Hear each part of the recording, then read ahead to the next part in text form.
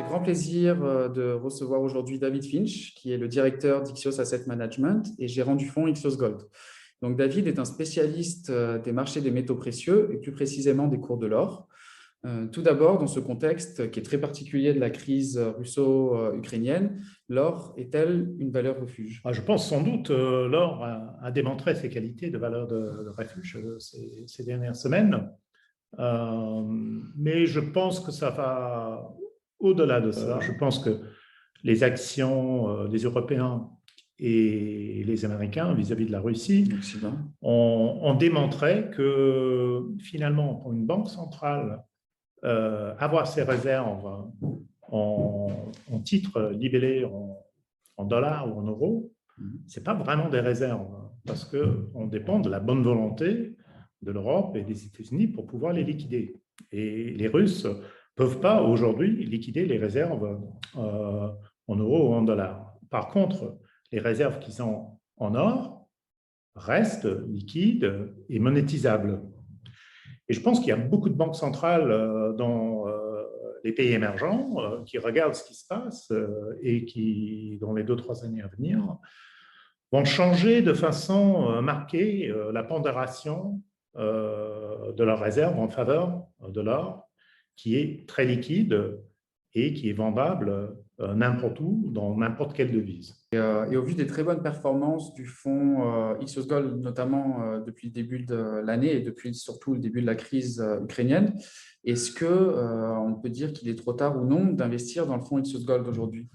Bon, pour moi, ce n'est pas trop tard parce que je pense que je ne suis pas un bull structurel sur l'or, mais je vois des perspectives plutôt favorables pour les 2 années à venir, au moins, vu sa qualité de valeur de refuge, mais aussi sa qualité de protection contre l'inflation monétaire. Quand on regarde les valeurs minières aurifères, ils sont aujourd'hui à des valorisations qui sont les plus basses du marché.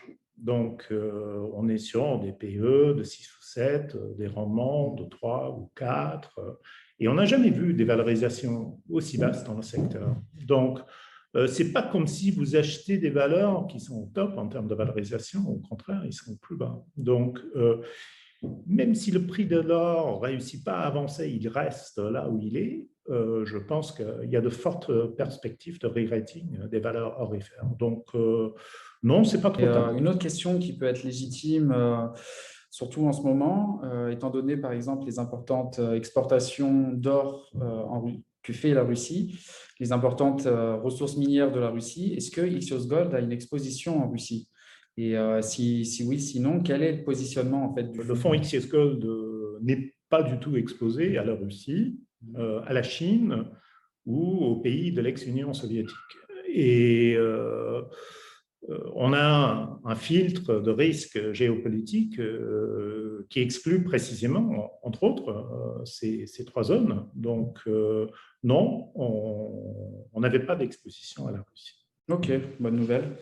Et David, vous étiez au Canada et aux États-Unis le mois dernier, donc ces dernières semaines. Vous avez assisté aussi à une importante conférence minière aux États-Unis. Est-ce que vous pouvez nous faire un rapide feedback sur cette convention? Qu'est-ce qui s'est dit d'un point de vue international? La conférence était avant les événements de l'Ukraine. Donc, le secteur, je dois dire, d'abord peut-être parce que les gens se voyaient pour la première fois depuis 2 ans et demi, mais l'ambiance de la conférence était très positive. Les coûts, malgré l'inflation des sociétés minières, restent bien contrôlés. Il y a des hausses, mais ils sont contrôlés.